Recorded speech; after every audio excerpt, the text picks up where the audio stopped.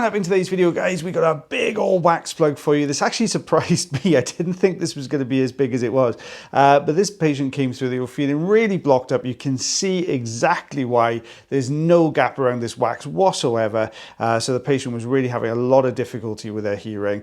Now, it's quite a soft plug. So I've started to lift from the bottom, and I thought this was going to be quite a thin, just a thin blockage. But when I started to lift it up, I could see there was a little bit of keratin, a little bit of dry skin here at the base of the canal. We've got the standard size Zollner tube in here. It gives us a much better suction grip on this wax, but starting to wiggle here. And I thought, oh, this is a very thin keratin layer, a little bit of wax attached to it. But then this started to happen.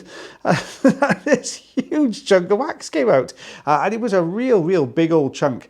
Took a look behind it. There was a little tiny bit of tidying up to do just on the outside edge here. So we're just going to get rid of a few of these little bits and pieces. There we go. And this bottom section. Now, we were talking earlier about this little bit of keratin that was at the bottom portion of the skin. Now, when I started to lift the keratin, what I could see is we had a very wet, tender looking piece of skin underneath.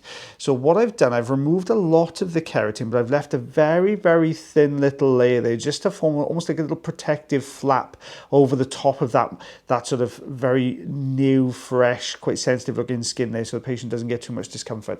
So we've got 2 centimeters, 3/4 of an inch of wax there, guys. Well, thank you so much for watching our video today. I'm going to pop a video up into the corner up there as well for you to have a little look at, which is one of our back catalogues, so make sure you check that one out as well. But as always, guys, take care of yourselves, take care of your ears, and take care of one another, and I'll see you again real soon. Bye, everyone.